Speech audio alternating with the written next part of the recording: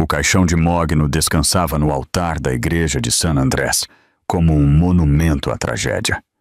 Rodeado por arranjos de lírios brancos e velas tremulantes que projetavam sombras dançantes sobre a madeira polida, 200 enlutados enchiam os bancos antigos. Vestidos em diversos tons de preto, seus rostos marcados por aquele tipo particular de dor que surge quando se perde alguém jovem demais. O ar estava carregado com o aroma das flores e perfumes caros, sublinhado por algo mais pesado, algo que parecia uma incredulidade coletiva. No centro de tudo, naquele belo caixão que custava mais do que a maioria das pessoas ganha em um mês, jazia Rachel Morrison, 32 anos, professora do ensino fundamental, amiga devota, futura mãe. Morta. Eu me encontrava na terceira fila da frente, segurando um lenço que já havia encharcado 2 vezes, meu vestido preto parecendo apertado demais ao redor do peito, onde a dor havia se instalado como um peso físico. Meu nome é Claire Bennett, e a mulher naquele caixão não era apenas minha amiga. Era minha irmã em tudo o que importava, minha confidente desde que tínhamos 7 anos, minha parceira em cada aventura e desventura que a vida nos lançou durante 25 anos. 25 anos de amizade, de segredos sussurrados no escuro, de lágrimas secadas e risadas compartilhadas, de chamadas telefônicas noturnas que duravam até o amanhecer, e brunches de domingo onde resolvíamos todos os problemas do mundo com mimosas e panquecas. Tudo havia terminado agora, acabado nesta fria igreja de pedra, com seus tetos abobadados e vitrais que pareciam zombar da escuridão da ocasião, com suas coloridas representações de esperança e salvação. Rachel estava grávida quando morreu. 8 meses de gestação de uma menina que ela já havia chamado de Esperança. A bebê sobreviveu, nascida por cesariana de emergência, enquanto o corpo de sua mãe falhava ao seu redor. 1,8 kg de espírito lutador na unidade de terapia intensiva neonatal, completamente inconsciente de que nunca conheceria a mulher que a havia amado tão ferozmente, que havia cantado para ela através das paredes de seu ventre, que havia passado horas escolhendo o tom perfeito de amarelo para as paredes do quarto do bebê. Os médicos chamaram isso de complicações. Usaram palavras como infecção inesperada, falência orgânica rápida e declínio sem precedentes. Balançavam as cabeças e falavam em tons sussurrados sobre como, às vezes, essas coisas simplesmente acontecem, como a medicina não pode explicar tudo, como haviam feito tudo o que podiam. Mas eu sabia algo que os médicos não sabiam. Sabia que Rachel estivera saudável como um carvalho durante toda a gravidez. Sabia que ela estava radiante com aquela luminosidade particular que chega às mulheres que carregam vida dentro delas. Sabia que ela tinha sido forte e vital e que estava planejando um futuro que deveria ter se estendido diante dela por décadas.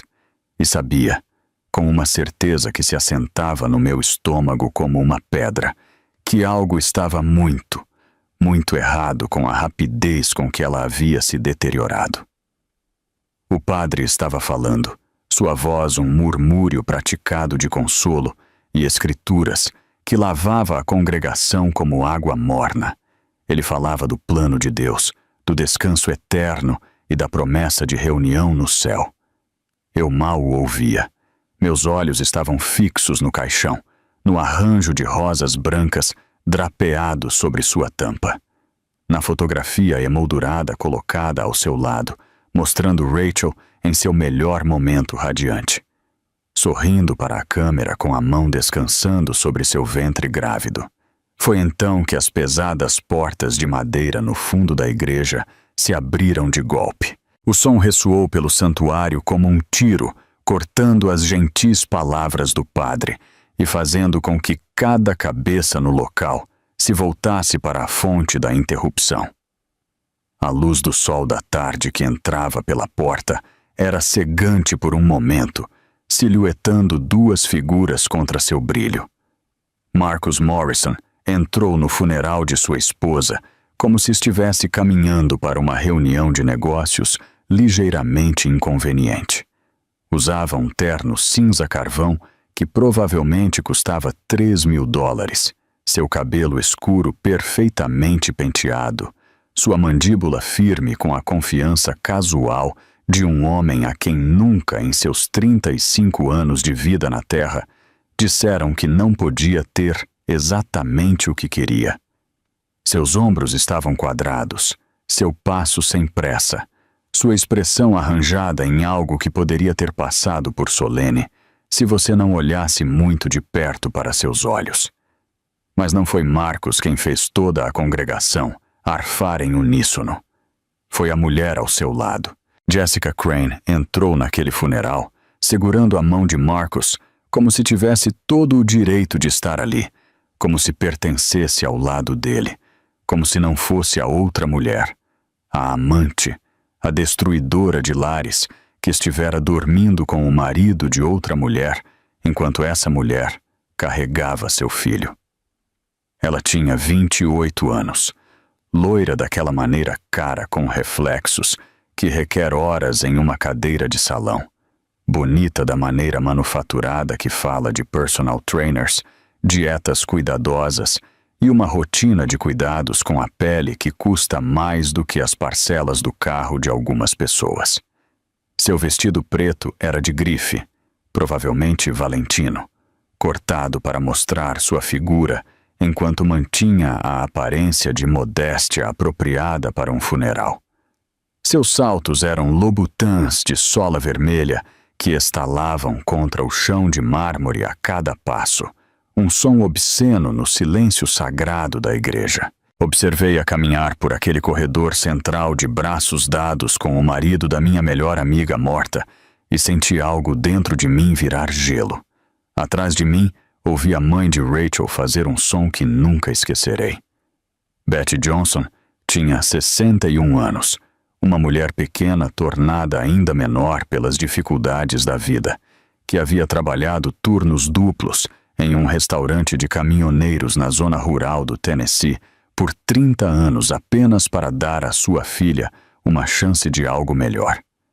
Havia dirigido 14 horas seguidas para estar neste funeral, provavelmente no mesmo antigo Honda Civic que tinha desde que Rachel estava no ensino médio.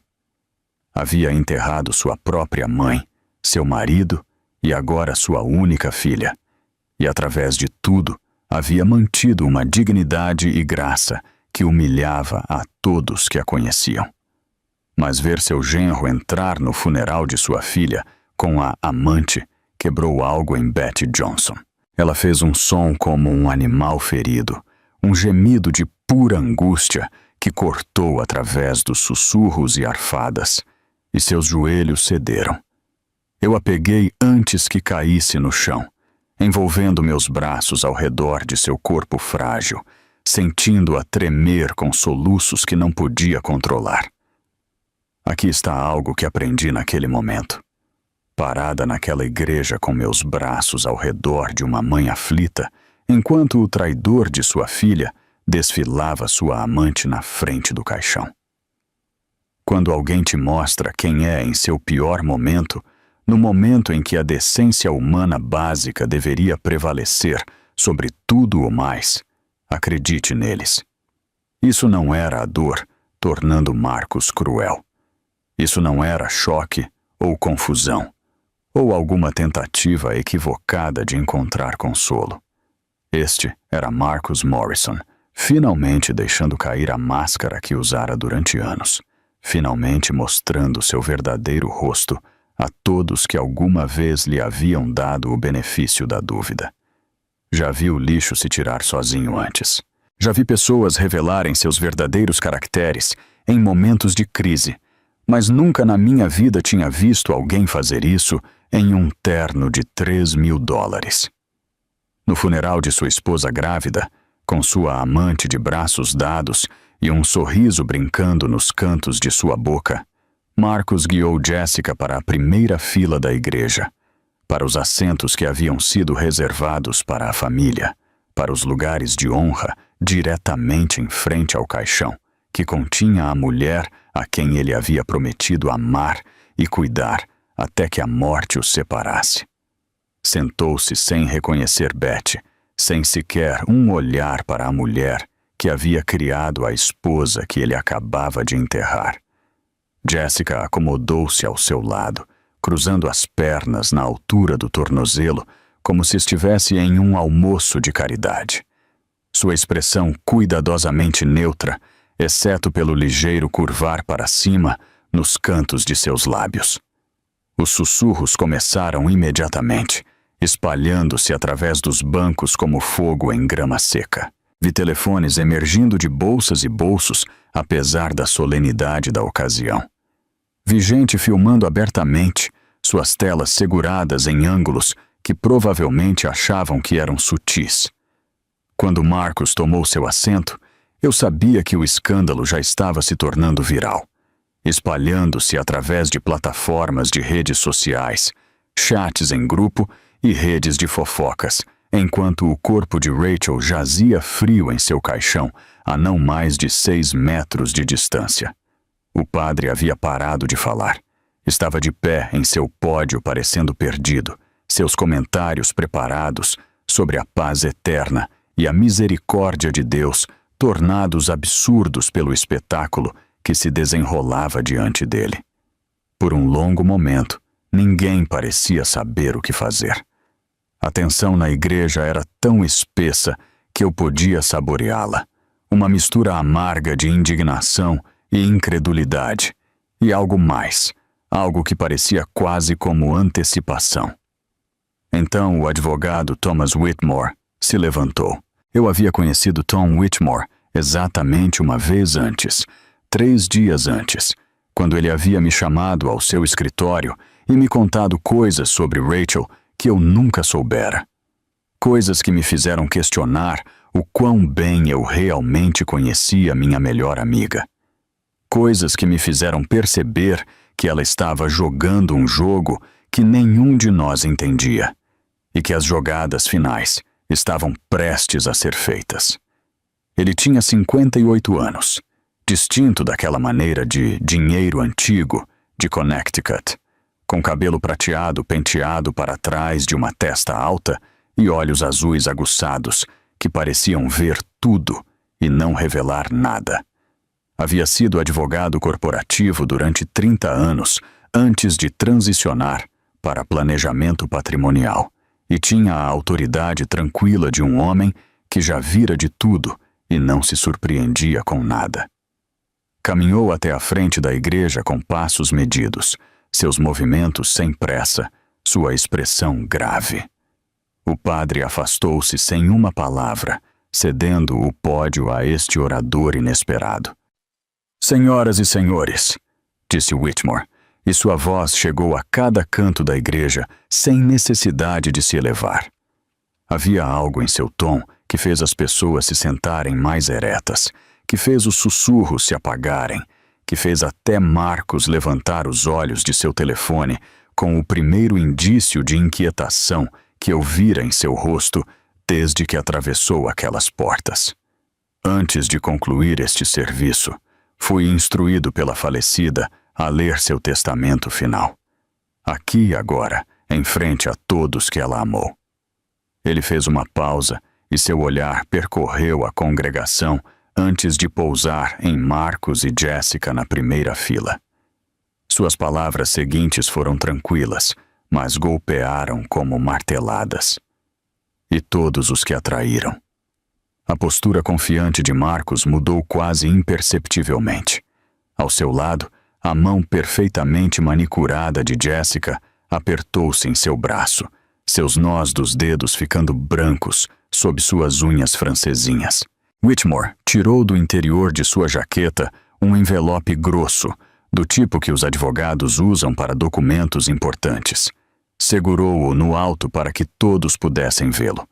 Então começou a romper o selo com cerimônia deliberada. Eu não entendia na época. Não sabia o que Rachel estava planejando, que segredos ela estivera guardando, que império estivera construindo em silêncio, enquanto todos ao seu redor viam apenas uma doce professora do ensino fundamental que fazia folhas de exercícios sobre borboletas e o ciclo de vida dos sapos. Mas, parada naquela igreja, vendo a cor drenar do rosto de Marcus Morrison, enquanto o advogado Whitmore se preparava para ler o testamento de sua esposa morta, comecei a entender algo importante. Rachel sabia. Ela sabia sobre a traição, sobre as mentiras, sobre tudo o que haviam feito com ela em segredo. E ela não havia simplesmente aceitado. Não tinha se encolhido e morrido como uma boa, pequena vítima. Ela havia se preparado. O que nenhum deles sabia, pensei, observando Marcus se mover desconfortavelmente em seu assento, enquanto 200 pessoas o olhavam com desprezo indisfarçável. O que nem mesmo eu sabia até 3 dias atrás. Rachel passou os últimos meses de sua vida construindo uma armadilha, e todos os que alguma vez a haviam machucado, todos os que alguma vez a haviam subestimado, todos os que alguma vez haviam olhado para aquele rosto doce e visto apenas fraqueza, acabavam de caminhar diretamente para ela. Para entender como chegamos a este momento, com minha melhor amiga em um caixão e a amante de seu marido sentada no banco da família como se pertencesse ali, preciso levá-los para trás. Antes da traição, dos segredos e dos planos cuidadosos traçados na escuridão. Ao princípio de uma história de amor que terminaria em tragédia e triunfo na mesma medida. Rachel Ann Johnson cresceu num parque de trailers nos arredores de uma pequena cidade na zona rural do Tennessee. O tipo de lugar que não aparece na maioria dos mapas e do qual seus residentes estão sempre tentando escapar. Sua mãe, Betty, trabalhava em turnos duplos num restaurante de caminhoneiros, chegando em casa às 3 da manhã, cheirando a café e gordura. Seus pés inchados e suas costas doloridas, mas seu sorriso sempre pronto para sua garotinha. Não havia pai na foto. Betty nunca falava dele, e Rachel aprendeu cedo a não perguntar. O que Rachel tinha era inteligência. Uma inteligência feroz e ardente que seus professores reconheceram imediatamente, que a diferenciava das outras crianças em seu distrito escolar em dificuldades, que fazia os conselheiros escolares balançarem a cabeça com espanto e dizerem coisas como: essa menina poderia chegar longe se tivesse pelo menos meia chance. Betty Johnson estava determinada a dar à sua filha essa chance. Trabalhava turnos extras sempre que podia consegui-los. Pegava trabalhos secundários, limpando casas para as famílias ricas na parte bonita da cidade. Economizava cada centavo que não era absolutamente necessário para sobreviver, escondendo dinheiro em latas de café, debaixo de colchões e em uma conta poupança que nunca tocava.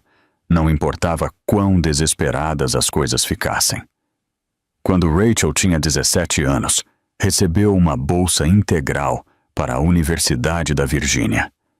Ela chorou quando recebeu a carta. Betty chorou também, parada na cozinha de seu minúsculo trailer com o futuro de sua filha em suas mãos. Todos aqueles anos de sacrifício finalmente significando algo. Rachel chegou à universidade com 2 malas, $300 em dinheiro e uma determinação de ter sucesso que beirava a ferocidade. Trabalhou em 3 empregos durante seu tempo na Universidade da Virgínia. Servia mesas num restaurante fora do campus, atendendo universitários com ares de superioridade que raramente deixavam gorjeta e moradores locais mais velhos que a tratavam como mobília. Dava aulas particulares a estudantes com dificuldades em economia e negócios, matérias que havia ensinado a si mesma com livros da biblioteca e cursos online. Limpava quartos de dormitórios nos fins de semana, esfregando banheiros e trocando lençóis para pessoas que nunca saberiam seu nome. E ainda assim, mantinha uma média perfeita de 4.0. Ainda assim, figurava na lista do reitor a cada semestre. Ainda assim, se formou com honras e o respeito de cada professor que a ensinara. Foi lá que conheceu Marcus Morrison. Ele era tudo o que Rachel não era. Rico onde ela era pobre. Conectado onde ela estava isolada. Confiante da maneira que apenas as pessoas que nunca lutaram verdadeiramente podem ser confiantes. Sua família tinha dinheiro há gerações. Velha riqueza de Connecticut, construída sobre investimentos e heranças. E o tipo de networking que acontece em clubes de campo e festas em iates. Marcus estava batalhando em sua classe de economia quando Rachel foi designada para lhe dar aulas particulares. Chegou à sua primeira sessão 20 minutos atrasado, vestindo uma camisa polo que custava mais que todo o guarda-roupa de Rachel. Olhando-a como se ela fosse a criadagem. Ela deveria ter se afastado ali mesmo. Olhando para trás, sabendo tudo o que sei agora, posso ver todos os sinais de alerta que Rachel ignorou ou escolheu ignorar. A arrogância casual. A suposição de que o tempo dele era mais valioso que o dela. A maneira como olhou para o laptop dela, suas roupas, seus sapatos. E ela podia vê-lo calculando seu patrimônio líquido e achando-a deficiente. Mas Marcus Morrison não havia se tornado tão bem-sucedido sem aprender a ler as pessoas. Viu algo em Rachel naquele primeiro dia. Talvez fosse sua inteligência. Talvez fosse sua beleza. O tipo de beleza natural, que não precisava de roupas de grife ou maquiagem cara para brilhar. Ou talvez fosse algo mais sombrio. Talvez tenha visto uma mulher que havia passado toda a sua vida lutando por migalhas e pensou que ela estaria grata por qualquer migalha que ele escolhesse jogar. Ele mudou de tática. Começou a chegar na hora. Levava café para ela, lembrando como ela gostava sem que lhe dissessem 2 vezes. Fazia perguntas sobre sua vida, sua família, seus sonhos para o futuro, e ouvia as respostas com o que parecia interesse genuíno. A perseguiu incansavelmente. Aparecia no restaurante onde ela trabalhava, pedindo café que não bebia apenas para vê-la mover-se entre as mesas. Enviava flores ao seu minúsculo apartamento, arranjos extravagantes que deviam custar uma fortuna. Escrevia bilhetes que eram surpreendentemente doces para um garoto que nunca tinha tido que trabalhar por nada em sua vida privilegiada. Rachel resistiu no início. Não era estúpida. Sabia que vinham de mundos diferentes. Sabia que a família dele nunca aceitaria a filha de uma garçonete. Sabia que contos de fadas eram para crianças e finais felizes eram para pessoas que não tinham que se preocupar em pagar o aluguel. Mas Marcus era persistente e encantador, e muito, muito bom em dizer exatamente o que ela precisava ouvir. Nunca serei como essas pessoas, disse ele uma noite, quando ela finalmente admitiu por que o mantinha à distância. Os garotos ricos que menosprezam todos os outros. Esse não sou eu, Rachel. Eu te amo por quem você é, não apesar de onde você vem. Sua origem não me importa. Ela acreditou nele. Deus a ajude. Ela acreditou. Casaram-se 5 anos depois no clube de campo da família dele em Greenwich, Connecticut. Eu era a dama de honra, parada ao lado da minha melhor amiga num vestido que havia comprado em liquidação e ajustado eu mesma, vendo o rosto dela brilhar com uma felicidade que fazia meu coração doer de alegria por ela. Rachel fez seu próprio vestido de noiva. Você sabia?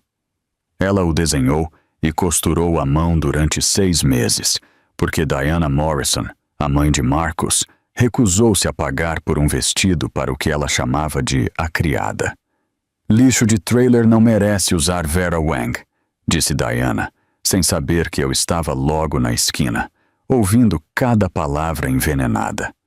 Não importa quanto perfume você borrife, o lixo continua sendo lixo. Eu deveria ter contado a Rachel. Pensei naquele momento milhares de vezes desde então, reproduzindo-o em minha mente, perguntando-me se as coisas teriam sido diferentes se eu simplesmente tivesse aberto minha boca e dito a verdade. Mas ela parecia tão feliz naquele dia, parada no altar, em seu vestido feito à mão com flores no cabelo, dizendo votos a um homem que amava com todo o coração. Não consegui me obrigar a destruir aquilo.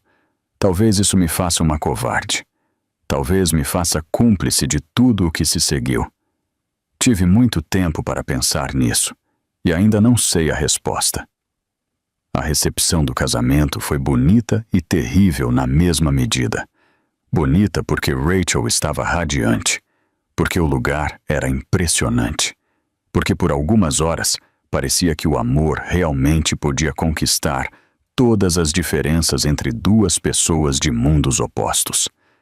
Terrível, porque vi Diana Morrison trabalhar a sala, sussurrando veneno em cada ouvido, garantindo que todos soubessem exatamente o que ela pensava de sua nova nora. Dê 5 anos a ela, ouvi Diana dizer a uma mulher coberta de diamantes, sua voz chegando longe o suficiente para que eu a captasse. Parque de trailers é parque de trailers. A novidade vai desaparecer, e Marcos lembrará o que foi ensinado a valorizar. 5 anos. Essa foi a previsão de Diana. Errou por 3. Os primeiros 2 anos do casamento foram bons, pelo menos na superfície. Rachel e Marcus mudaram-se para um belo apartamento no Upper East Side de Manhattan. Ele começou a trabalhar numa prestigiosa firma de banco de investimento. Ela conseguiu um emprego ensinando a 3ª série numa escola particular da cidade, moldando mentes jovens e chegando em casa com histórias sobre seus alunos que faziam todo o seu rosto se iluminar. Então, Rachel descobriu o vício em jogos de Marcus. Ele havia perdido $50 mil num cassino em Atlantic City. $50 mil num único fim de semana. Dinheiro que não tinham. Dinheiro que ele havia pedido emprestado contra seus cartões de crédito conjuntos. E um empréstimo que havia feito em nome de ambos, sem contar a ela. Ele chorou quando ela o confrontou. Lágrimas reais, ou pelo menos pareciam. Caiu de joelhos na sala e implorou perdão, jurando que foi um erro único, prometendo que nunca voltaria a acontecer. Dizendo todas as coisas que as pessoas dizem quando são pegas e estão desesperadas, e ainda não estão prontas para mudar. Rachel usou sua herança para pagar as dívidas dele. Sua avó havia trabalhado como governanta durante 50 anos, limpando banheiros e esfregando chãos para famílias ricas que provavelmente nunca aprenderam seu nome. Quando morreu, deixou para Rachel $50 mil. Cada centavo que havia conseguido economizar em meio século de trabalho exaustivo. Rachel deu tudo a Marcus, sem hesitar, sem ressentimento, porque o amava, porque acreditava em seu casamento, porque pensava que isso era o que as esposas deveriam fazer. Eu disse a ela que estava louca. Estávamos sentadas no meu apartamento no Queens, bebendo vinho em canecas de café, porque eu havia quebrado todas as minhas taças durante uma mudança. E olhei-a diretamente nos olhos e disse palavras que ainda lembro exatamente. Amiga, a única coisa em que você deveria estar apostando é se ele vai lembrar do seu aniversário. Não o seu fundo de aposentadoria. Não as economias de vida da sua avó. Não todo o seu futuro financeiro. Ela riu e disse que eu me preocupava demais. Disse que Marcos havia aprendido a lição. Disse que todo casamento tem momentos difíceis, e este era simplesmente o deles. Queria acreditar nela. Realmente queria. Por volta dessa época, Rachel começou o que ela chamou de um pequeno passatempo. Havia criado alguns materiais de ensino para sua sala de aula, planos de aula e folhas de exercícios e atividades que seus alunos adoravam. Uma colega sugeriu que ela tentasse vendê-los online, numa plataforma chamada Teachers Pay Teachers e depois no Etsy. Só por diversão, disse Rachel. Um pouco de dinheiro extra. Talvez suficiente para pagar umas férias algum dia. Marcus descartou completamente. Chegou em casa um dia, enquanto Rachel estava trabalhando em seu laptop, desenhando uma unidade sobre borboletas e ciclos de vida, e olhou por cima do ombro dela com um sorriso zombeteiro que fez meus punhos se fecharem quando Rachel me contou sobre isso depois. Isso é adorável, querida, disse ele. Fique com o ensino. Deixe os assuntos de negócios para mim. Rachel sorriu, assentiu e voltou ao seu trabalho. Mas eu conhecia minha melhor amiga. Conhecia-a melhor que ninguém no mundo, ou pelo menos pensava isso. E vi algo em seus olhos quando me contou essa história. Um lampejo de algo que nunca havia visto antes. Não dor, não decepção, não resignação. Algo mais afiado, algo frio.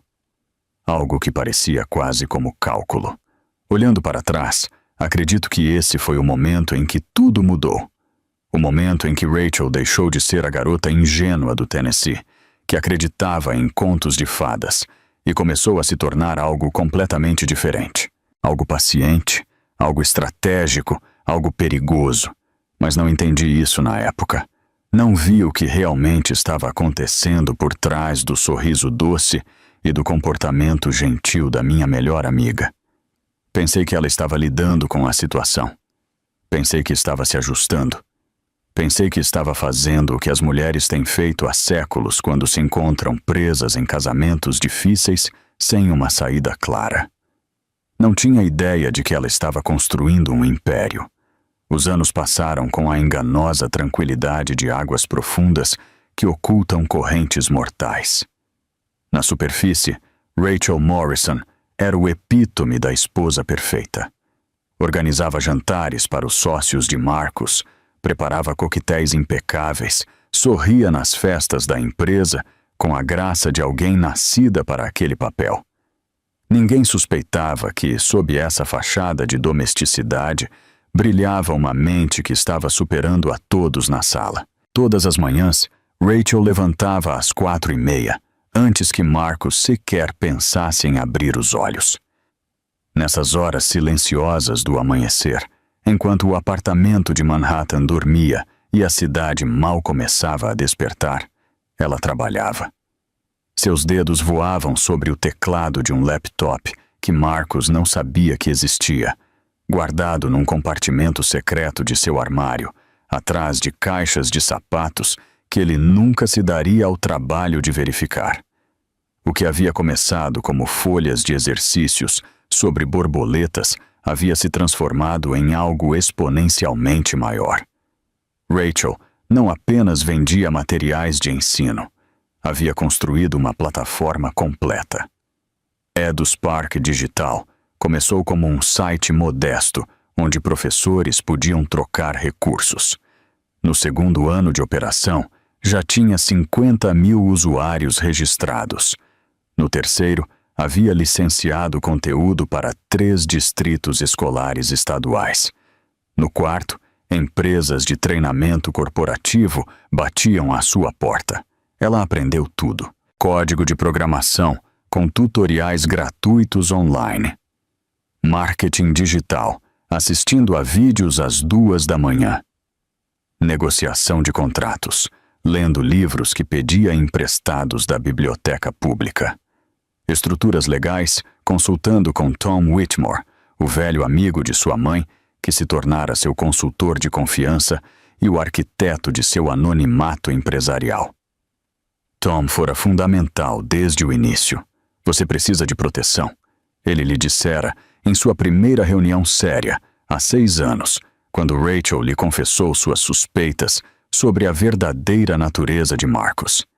Se algum dia isso for descoberto, se ele souber, você precisa que tudo esteja blindado legalmente. Estabeleceram a empresa em Delaware, um estado conhecido por sua proteção à privacidade empresarial. Colocaram-na num fundo fiduciário irrevogável, estruturado de tal maneira que Marcus não tinha nenhum direito legal sobre ela.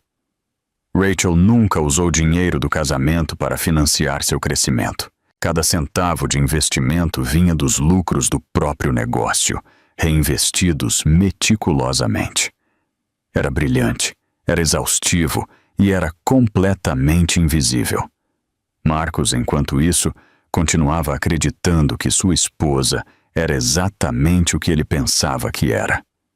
Uma simples professora do ensino fundamental, cujo maior feito empresarial era vender folhas de exercícios por $200 ao mês.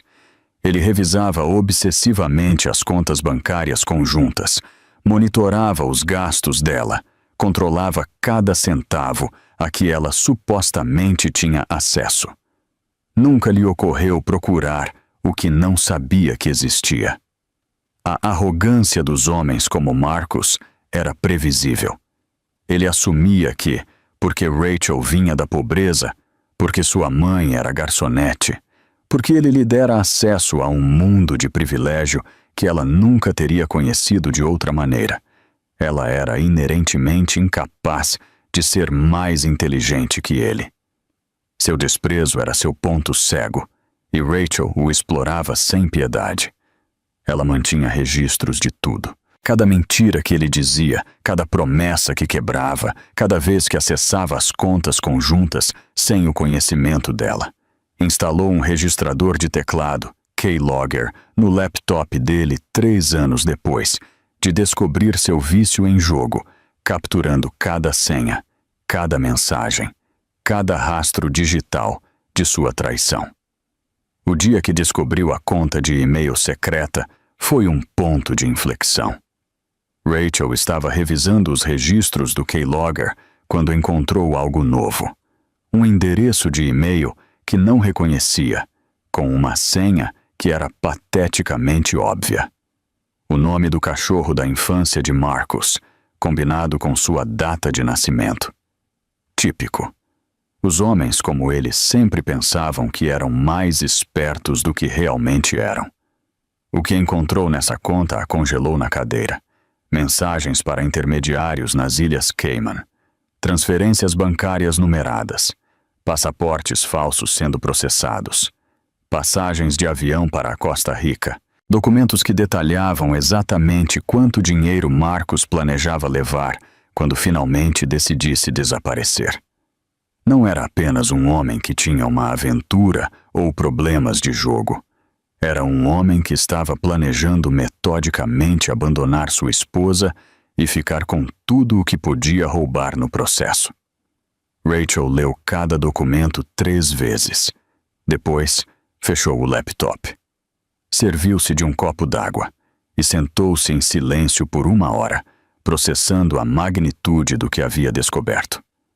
Quando finalmente se moveu, foi para pegar seu telefone e ligar para Tom Whitmore. Tom, sou Rachel. Precisamos nos encontrar. Encontrei tudo. Tom não perguntou o que significava tudo. Levava anos esperando esta ligação. Quando você pode vir? Amanhã, depois que Marcus for trabalhar. E Tom, preciso que você prepare algo para mim. Um vídeo, para ser reproduzido sob circunstâncias muito específicas. Houve uma pausa do outro lado da linha. Que tipo de circunstâncias? Rachel olhou pela janela de seu apartamento para as luzes de Manhattan, brilhando na noite. Milhares de janelas iluminadas representando milhares de vidas em desenvolvimento, cada uma com seus próprios segredos, traições e triunfos. Se algo me acontecer, disse ela finalmente, se eu não estiver aqui para dizer a verdade eu mesma, quero que todos a ouçam. Cada palavra, cada prova, cada segredo que guardei. Rachel, você está dizendo que acha que pode estar em perigo? Ela pensou em Diana Morrison, nos olhares que sua sogra lhe lançava quando pensava que ninguém estava observando, nos comentários velados sobre o quão fácil seria para alguém desaparecer e ninguém notar a diferença. Estou dizendo que aprendi a nunca subestimar as pessoas que me subestimam. E estou dizendo que se vão jogar este jogo, vou me certificar de ganhar, mesmo se não estiver aqui para ver o final. Naquela noite, Rachel começou a escrever cartas. Não para Marcus, não para Tom, para a filha que ainda não existia, mas que ela sabia no mais profundo de seu ser que algum dia teria. Cartas para cada aniversário até os 18 anos. Cartas para o primeiro dia de escola, para o primeiro coração partido, para a formatura, para o dia do casamento. Palavras de sabedoria e amor que transcenderiam qualquer coisa que pudesse lhe acontecer. Porque Rachel Morrison havia aprendido algo importante sobre a vida. Que a preparação não era pessimismo, era poder. Que esperar o melhor, mas planejar para o pior, não era covardia, era inteligência. E que as mulheres que pareciam mais vulneráveis eram frequentemente as mais perigosas, precisamente porque ninguém via sua força chegando. Continuou com sua vida dupla por mais 2 anos. Sorria para Marcus nos jantares. Assentia quando ele menosprezava seu pequeno passatempo. Atuava à parte da esposa devota enquanto sua empresa crescia para 40 milhões. Depois e esperava, porque sabia que a paciência era a arma mais poderosa que tinha. E porque sabia que quando finalmente agisse, não haveria segundas chances. O momento chegou da maneira mais inesperada, com 2 linhas cor-de-rosa num teste de gravidez e a realização de que o jogo estava prestes a mudar para sempre. 6 meses antes do funeral, Rachel estava resplandecente com aquele brilho que só as futuras mães possuem. Seu ventre havia se tornado uma curva perfeita sob seus vestidos de maternidade. E havia algo em seus olhos que irradiava uma paz que eu nunca vira antes. Pela primeira vez em anos, parecia genuinamente feliz. Encontramo-nos para almoçar numa quinta-feira de início de primavera, num pequeno café no Brooklyn, que servia o tipo de torrada de abacate cara demais que as influenciadoras do Instagram fingem comer. Rachel já estava lá quando cheguei, sentada numa mesa junto à janela, com a luz do sol derramando-se sobre seu rosto, parecendo uma pintura renascentista da felicidade materna. Mas algo estava errado. Pude ver no momento em que me sentei. Uma tensão ao redor de seus olhos que seu sorriso não podia esconder completamente. Uma rigidez em seus ombros que falava de noites sem dormir e decisões difíceis. Conte-me, disse eu, sem me incomodar com formalidades. Conhecíamo-nos bem demais para isso. Rachel respirou fundo. Depois, meteu a mão na bolsa e tirou um extrato de cartão de crédito. Encontrei isso semana passada, disse ela, sua voz plana. Olhe as cobranças. 3ª linha de baixo. Olhei. Uma joalheria. Tiffany & Company. Uma cobrança de 4,000 $. Ele me comprou joias, disse Rachel. Exceto que não me deu nenhuma joia, nenhum colar, nenhum brinco, nenhuma pulseira. Nada. Talvez seja uma surpresa, ofereci, embora mesmo enquanto dizia soubesse o quão oco soava. Talvez ele esteja esperando uma ocasião especial. Rachel negou com a cabeça. Revistei nosso armário, suas gavetas, seu escritório em casa. Não há nenhuma caixa de joias escondida em lugar nenhum. Nenhum recibo para retirar depois. Nada. Então, para onde foram 4.300 vindos da Tiffany? Os olhos de Rachel encontraram os meus, e neles vi algo que fez meu estômago afundar. Não surpresa ou confusão, nem mesmo raiva, realmente. Resignação, como se já soubesse a resposta e só estivesse esperando que a evidência a confirmasse. Isso é o que preciso descobrir, disse ela. Não confrontou Marcus de imediato. Esse não era o estilo de Rachel, aprendi. Havia passado anos demais vendo sua mãe navegar situações difíceis com graça e estratégia. Anos demais aprendendo que conhecimento é poder e que a pessoa que age primeiro nem sempre é a pessoa que ganha. Em vez disso, contratou um investigador particular. Chamava-se Mike Callahan, um detetive aposentado da polícia de Nova York que se especializava no que delicadamente chamava de vigilância doméstica. Rachel lhe pagou com dinheiro de seu negócio de materiais de ensino, que me disse que estava indo muito bem nestes dias. Não pensei muito nesse comentário na época. Muito bem podia significar qualquer coisa. Uns poucos centenas de dólares por mês. Suficiente para cobrir os honorários do investigador sem recorrer às contas do lar que Marcus monitorava obsessivamente. Não tinha ideia do que muito bem realmente significava. Não ainda. As fotografias chegaram dentro de uma semana. Rachel me ligou numa quarta-feira à noite. Sua voz firme daquela maneira particular, que significava que se mantinha unida por pura força de vontade. Você pode vir? Marcus está trabalhando até tarde. Preciso que veja algo. Peguei o metrô até seu apartamento no Upper East Side, aquele lugar lindo com seus tetos altos e sancas que eu sempre invejara secretamente. Rachel me recebeu na porta com olhos avermelhados e um envelope pardo apertado contra o peito, como se contivesse algo perigoso. E continha. Estendeu as fotografias sobre a mesa de jantar, colocando-as com mãos trêmulas. Marcus e uma mulher loira, num restaurante em Tribeca. Suas cabeças inclinadas juntas, a mão dele cobrindo a dela sobre a toalha branca. Marcus e a mesma mulher, num hotel boutique no Sorro, entrando no saguão abraçados. Marcus e a mulher, numa praia em algum lugar. Martha's Vineyard, segundo a localização geográfica. Caminhando de mãos dadas ao longo da orla, como recém-casados. A mulher era Jessica Crane, 28 anos, associada júnior na firma de investimentos de Marcus. 87 mil seguidores no Instagram, onde publicava vislumbres cuidadosamente curados de uma vida glamourosa, que agora me dava conta, o marido da minha melhor amiga estava financiando. Há quanto tempo? Perguntei, embora não tivesse certeza de querer saber a resposta. O investigador acha que pelo menos 8 meses, disse Rachel. Talvez mais, desde antes de eu engravidar. Talvez desde antes de eu saber que ia ter um bebê.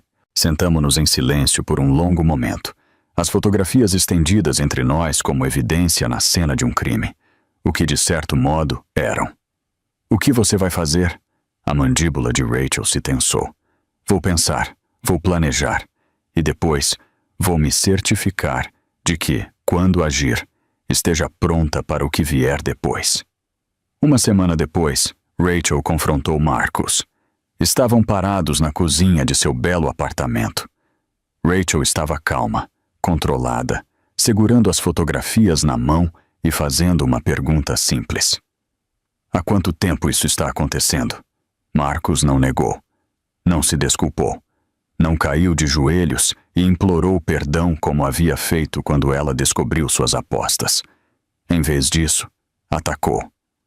Você tem sido chata desde que engravidou, disse ele, e cada palavra caiu como uma bofetada. Tudo o que você fala é do bebê. Cores do quarto. Pediatras. Que carrinho comprar? É exaustivo, Rachel. Venho para casa do trabalho e preciso de alguém que realmente possa ter uma conversa sobre algo que não sejam sintomas de gravidez. Rachel ficou ali, 6 meses grávida, uma mão cobrindo instintivamente seu ventre, absorvendo cada palavra. Jessica entende a pressão sob a qual estou, continuou Marcus. Ela aprecia o que faço.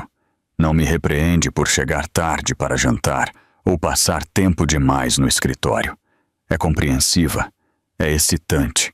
É tudo o que você costumava ser antes de se transformar nesta incubadora. Incubadora.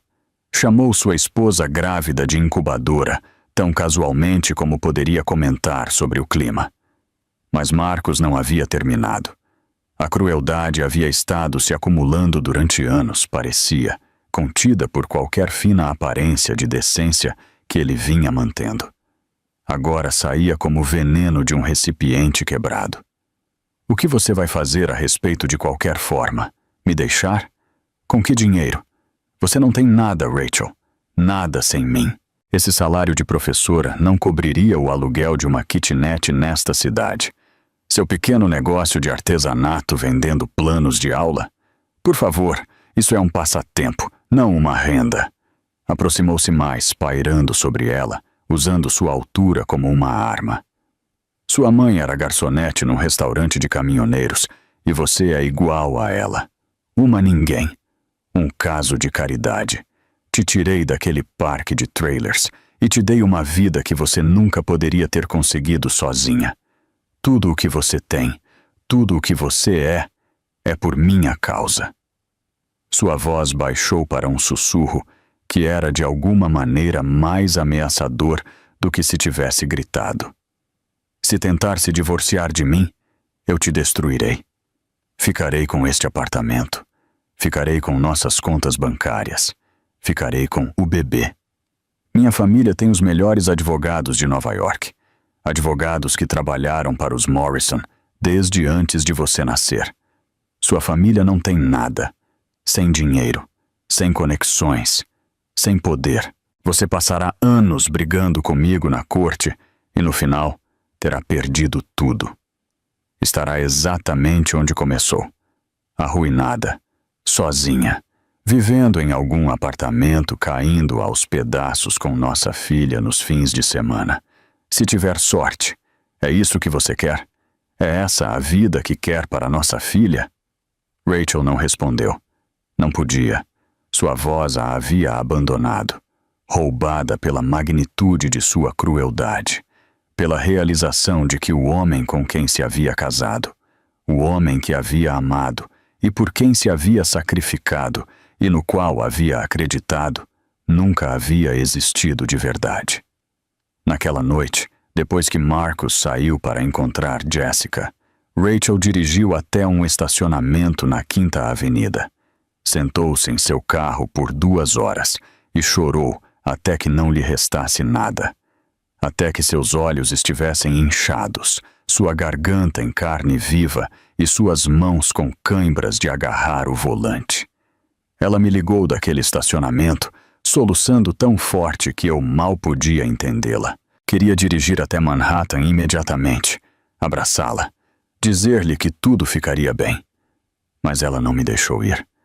Disse que precisava pensar. Disse que precisava descobrir o que fazer a seguir.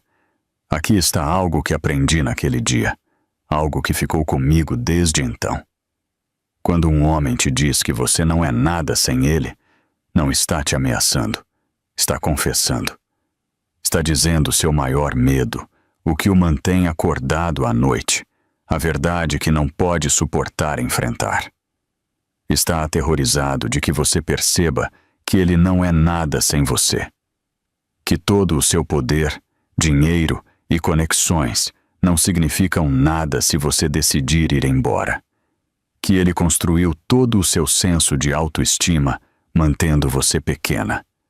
E se alguma vez você se erguesse em sua altura completa, ele seria revelado como o homenzinho patético e inseguro que sempre foi. Rachel enxugou as lágrimas depois dessas 2 horas no estacionamento. Pegou seu telefone e ligou para um número que eu nunca tinha ouvido antes. Tom, disse, sua voz firme agora, fria de uma maneira que fez algo mudar no meu peito quando ela me contou sobre isso depois. Sou Rachel. Acho que é hora. Coloque tudo em movimento. Foi então que soube a verdade sobre minha melhor amiga. A verdade que ela estivera escondendo durante 6 anos, construindo em silêncio, enquanto todos ao seu redor viam apenas uma doce professora que vendia folhas de exercício sobre borboletas. Seu negócio de materiais de ensino não era um passatempo. Não era algo que pagava as férias ocasionais ou um jantar chique. Era uma empresa de 47 milhões de dólares. EduSpark Digital, a maior plataforma independente de recursos para professores dos Estados Unidos. Centenas de milhares de assinantes. Parcerias com distritos escolares em todo o país. Fluxos de receita de assinaturas, licenças e programas de treinamento corporativo. Rachel havia construído tudo sozinha, peça por peça, trabalhando madrugadas e noites, enquanto Marcus pensava que estava corrigindo trabalhos ou planejando aulas. Havia incorporado a empresa em Delaware antes de se casar, colocando tudo num fundo irrevogável que seu marido não podia tocar. Havia contratado funcionários, negociado contratos, tomado decisões estratégicas que haviam transformado seu pequeno passatempo num império. E Marcus não tinha ideia, nenhuma. Ele pensava que ela ganhava $200 por mês vendendo folhas de exercícios. Pensava que ela não era nada sem ele. Pensava que tinha todo o poder em seu casamento, que podia ameaçá-la com pobreza e batalhas de custódia, e saber que ela não tinha outra escolha a não ser obedecer. Estava prestes a aprender o quão errado estava. Rachel se reuniu com o advogado Thomas Whitmore 3 dias depois da confrontação com Marcus, num pequeno café no Brooklyn, que ela escolheu especificamente porque ninguém de seu círculo social do Upper East Side jamais poria os pés ali. Eu também estava lá, por sua insistência. Disse que precisava de uma testemunha. Alguém em quem confiasse absolutamente, que pudesse verificar que tudo o que estava prestes a fazer era legal, documentado e irreprochável. Tom Whitmore conhecia a mãe de Rachel há décadas. Havia trabalhado num caso no restaurante de Betty anos atrás, quando era um jovem promotor ganhando experiência com crimes de cidade pequena. Betty o havia alimentado com café e bolo, e o ouvido reclamar das longas horas e dos acusados ingratos, e haviam formado uma amizade improvável que durara desde então.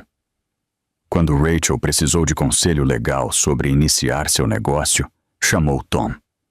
Quando precisou de ajuda estruturando sua empresa para protegê-la de um marido de quem já começava a suspeitar, chamou Tom. Quando percebeu que seu casamento estava construído sobre mentiras e precisava proteger a si mesma e a sua futura filha, chamou Tom. Ele estendeu os documentos sobre a mesa do café, com a eficiência praticada de um homem que havia feito esse tipo de coisa milhares de vezes antes. Ainda assim, pude ver o brilho de satisfação em seus olhos enquanto explicava o que Rachel havia construído. A empresa está num fundo irrevogável, disse ele, mantendo a voz baixa apesar da privacidade de nosso canto. Foi estabelecida antes do seu casamento, financiada inteiramente com dinheiro que você ganhou sozinha. Marcus não tem nenhum direito legal sobre nada, não pode acessá-la, não pode dissolvê-la, nem sequer pode saber dela, a menos que você escolha contar. Tocou outro documento. Esta é a documentação do comportamento dele. Dívidas de jogo, manipulação financeira, evidência da aventura, incluindo datas, locais e prova fotográfica. Cada mentira que ele te disse, cada promessa que quebrou, cada vez que acessou suas contas conjuntas sem seu conhecimento ou consentimento. Olhei fixamente para a pilha de papéis, o volume de evidência que minha melhor amiga havia compilado sem que nenhum de nós suspeitasse de nada. Há quanto tempo você está reunindo isso? 6 anos, disse Rachel calmamente. Desde a primeira vez que o peguei apostando. Soube então que algo estava errado, mesmo se não quisesse admitir para mim mesma. Então comecei a manter registros, por precaução. Havia estado casada durante 8 anos, e durante 6 deles, havia estado quieta e metodicamente construindo um caso contra seu próprio marido. Planejando para um dia que esperava que nunca chegasse, mas para o qual era inteligente demais para não se preparar. O que acontece agora? Perguntei. Agora esperamos, disse Tom. Rachel precisa ter o bebê em segurança. Precisamos garantir que os interesses da menina estejam protegidos antes de fazer qualquer movimento. E precisamos garantir que, quando agirmos, Marcos não tenha nenhuma rota de fuga. Sem ativos ocultos, sem brechas legais, sem maneira de virar isso contra Rachel. Rachel assentiu, sua mão descansando sobre seu ventre grávido. E há algo mais que descobri, algo que muda tudo. Nos contou sobre o plano da Costa Rica. Marcos estava se preparando para liquidar suas contas conjuntas depois que o bebê nascesse. Já havia comprado passagens de avião para ele e Jessica. Iba tomar tudo o que pudesse e desaparecer para um país sem tratado de extradição, deixando Rachel com nada mais que um recém-nascido e uma montanha de dívidas. Ele tem transferido dinheiro lentamente durante meses, disse Rachel. Quantias pequenas que não ativariam nenhum alerta. Só o peguei porque estive vigiando nossas contas como um falcão. Sorriu então, e não era um sorriso amável. Era o sorriso de um jogador de xadrez que acaba de perceber que seu oponente caminhou direto para uma armadilha. Ele não sabe que eu sei, disse ela. Não tem ideia de que estive 10 passos à frente dele durante anos. Pensa que sou estúpida, pensa que sou fraca, pensa que não tenho opções. Esse vai ser seu maior erro. 3 eventos catastróficos aconteceram no lapso de 2 semanas, um após o outro, como peças de dominó caindo num padrão desenhado pela própria crueldade. Cada um foi devastador por si só. Juntos, quase destruíram tudo o que Rachel havia construído. A primeira catástrofe chegou sem aviso. Rachel estava na escola primária Jefferson, parada frente a uma sala cheia de pais durante uma conferência rotineira sobre o progresso de leitura de seus filhos. Estava no meio de explicar a melhora de um estudante particularmente atrasado quando sentiu uma dor aguda no abdômen, seguida de um jorro de calor entre as pernas. Olhou para baixo e viu sangue se espalhando pelo chão. As horas seguintes foram uma neblina de sirenes, corredores de hospital e médicos falando em tons urgentes. Cesariana de emergência às 32 semanas. O bebê era muito prematuro. A placenta havia se descolado. Precisavam operar imediatamente ou perderiam as duas. Esperanza Morrison nasceu às 4h15 da tarde de uma quinta-feira chuvosa de setembro.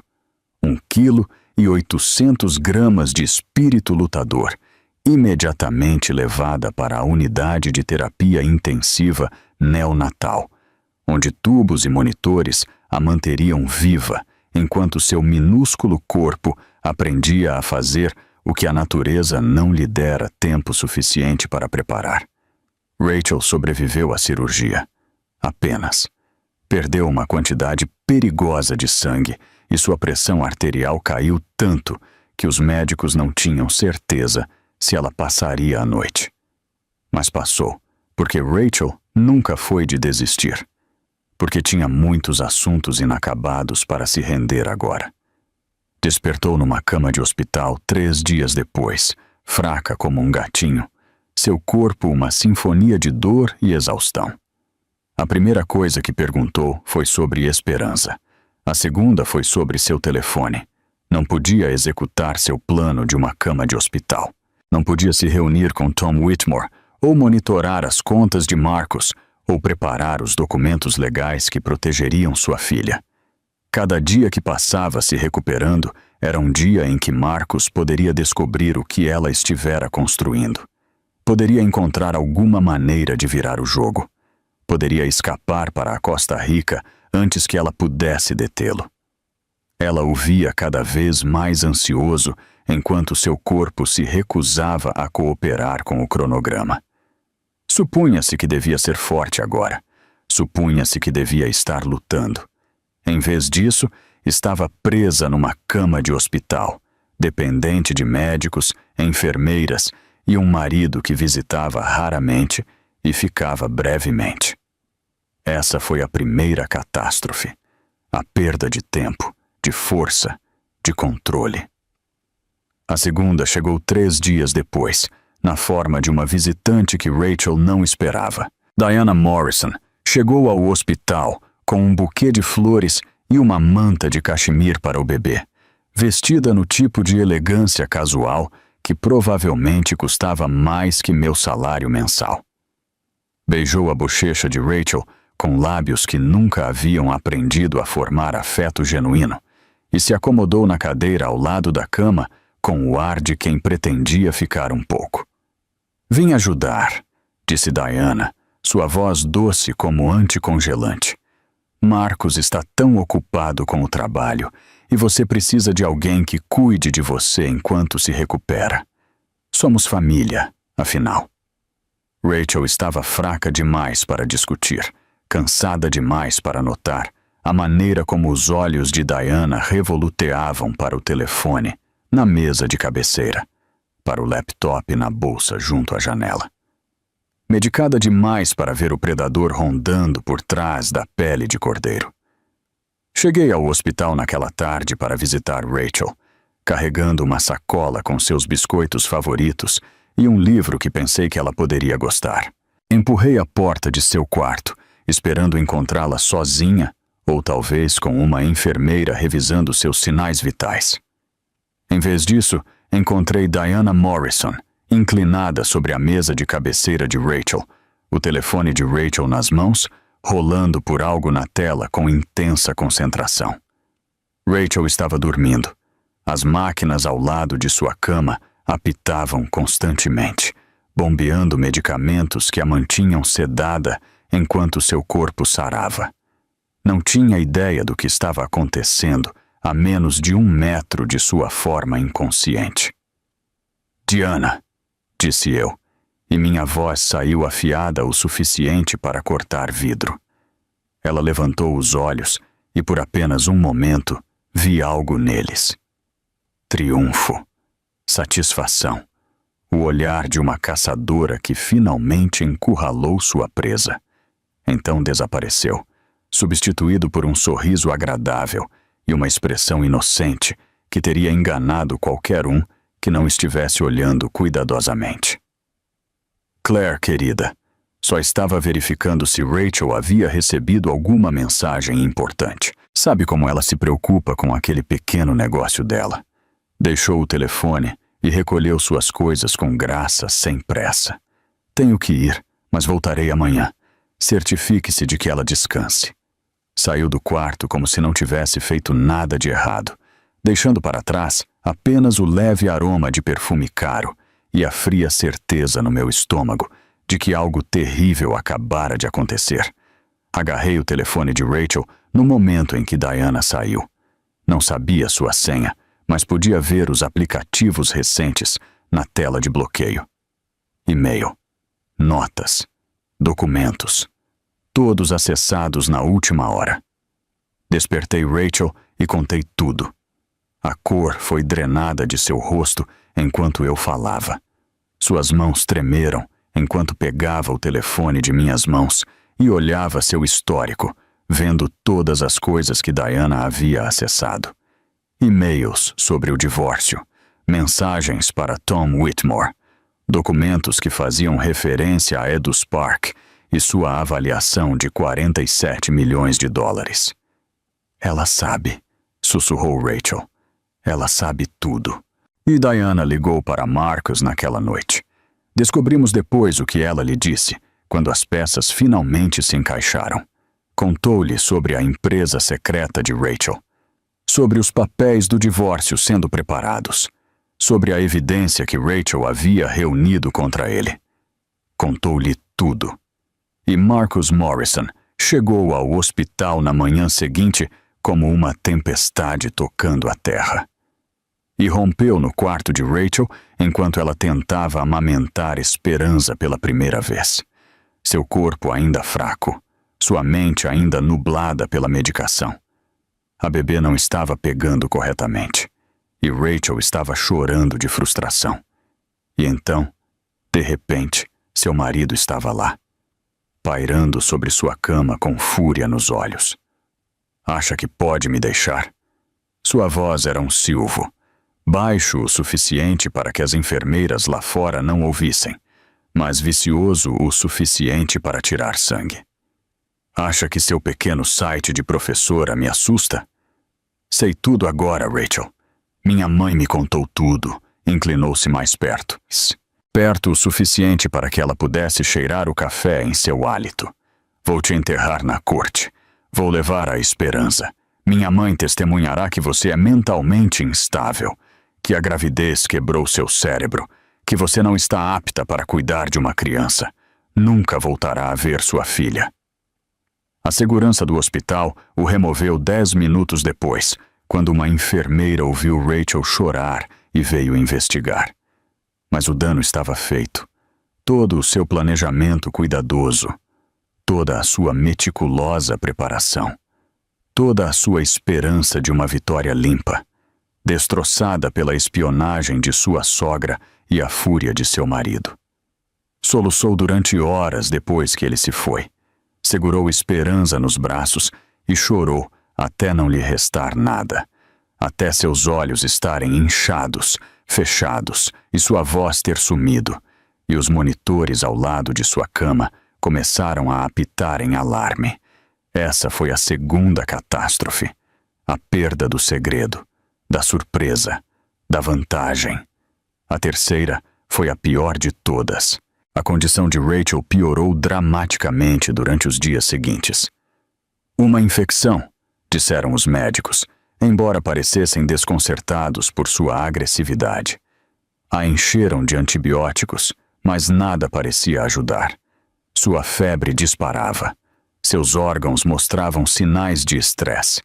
Sua recuperação, que deveria ter sido constante, mudou de curso completamente. Notei algo durante as visitas de Diana. Vinha todos os dias agora, solícita e preocupada, trazendo chá de ervas de uma loja especial de bem-estar em Connecticut, que jurava que ajudaria Rachel a sarar mais rápido. É uma velha receita familiar, disse Diana, pressionando uma xícara fumegante nas mãos trêmulas de Rachel. Minha avó a usava. Minha mãe a usava. Tem propriedades curativas que você não encontrará em nenhuma farmácia. Rachel bebia para ser educada, para manter a paz, para evitar outra confrontação enquanto estava fraca demais para se defender. Na noite após a terceira visita de Diana, os monitores de Rachel começaram a gritar. Código azul! Uma voz pelo interfone. Carrinho de emergência para o quarto 417. Eu estava na sala de espera quando aconteceu, cochilando numa cadeira desconfortável, porque tinha me recusado a deixar o hospital por 3 dias. Ouvi o anúncio e soube, de alguma maneira simplesmente soube, que era Rachel. Corri para o quarto dela e pressionei meu rosto contra o vidro, observando impotente enquanto médicos e enfermeiras se arremolinhavam ao redor de sua cama. Seu coração havia parado. Seus órgãos estavam falhando um a um. Estava morrendo bem na minha frente. E não havia nada que eu pudesse fazer, exceto ficar lá e rezar a um Deus em quem já não tinha certeza se acreditava. Trouxeram-na de volta 2 vezes.